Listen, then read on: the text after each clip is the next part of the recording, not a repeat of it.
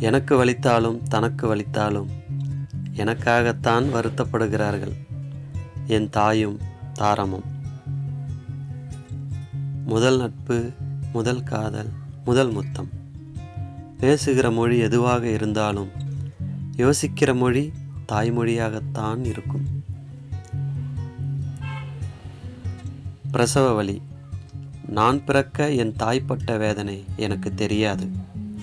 ஆனால் என் மகள் பிறக்க என் மனைவி பட்ட வேதனையில் அதை தெரிந்து கொண்டேன்.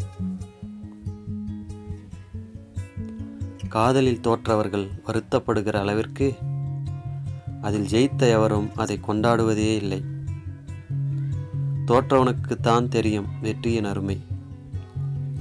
காதலை கொண்டாடுங்கள் கல்யாணத்திற்கு பிறகும். அன்பே, உன்னை நினைக்காத நேரமே இல்லை என்று நான் பொய் சொல்ல மாட்டேன். உன்னை ரசிக்க தொடங்கிவிடும் போதெல்லாம் என்னையே நான் மறந்து போகிறேன். எங்கிருந்து உன்னை நினைக்க? அன்பே, நான் உன்னை நேசிக்கிற போது நீ என்னை நேசிப்பது வேறு விஷயம்.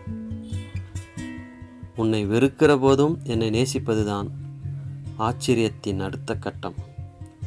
தாஜ்மஹால் கண்ட அதிசயமே, தவறியும் உன்னை தவற விட மாட்டேன்.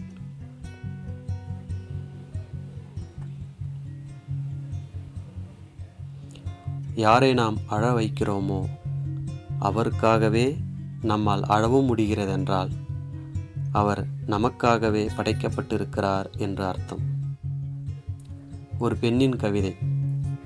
எனக்கு பிடித்தபடியெல்லாம் மாற துடித்த காதலன்தான் தனக்கு பிடித்தபடி மட்டுமே என்னை வாழச் சொல்லும் கணவன்.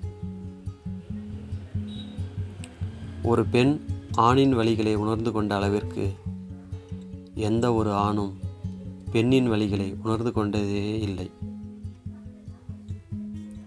யாருடனோ வாழ்ந்து கொண்டு இப்போது என்னை நலம் விசாரிக்கிறையாமே, காரணம் என்ன?